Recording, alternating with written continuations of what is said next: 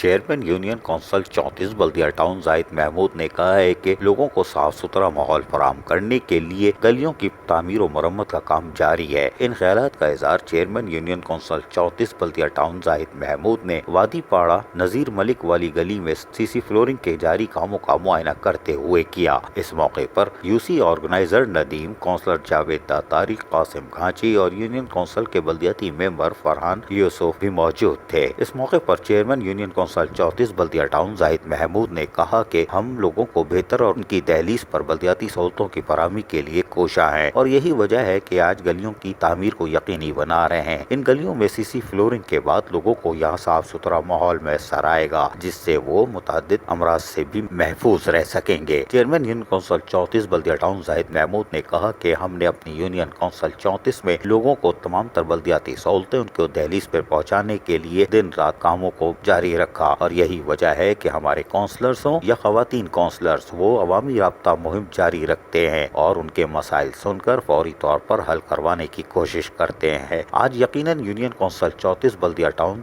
में आप तब्दीली महसूस करेंगे। 4 साल पहले मसाइल का शिकार यूनियन कौंसिल 34 में आज बल्दियाती सहूलतें फराहम की जा चुकी हैं, लेकिन हम इससे अभी भी मुतमईन नहीं, क्योंकि हमारे फंड्स का ज्यादातर इस्तेमाल सर्विस सिस्टम की बहाली पर गया। लेकिन अगर हमारे पास मजीद कोई फंड या ग्रांट होती तो हम यकीनन यूनियन कौंसिल 34 बल्दिया टाउन को मॉडल यूनियन कौंसिल कराची में बना के दिखाते। अजीज आरिफ, KBS बल्दियाती न्यूज़, कराची।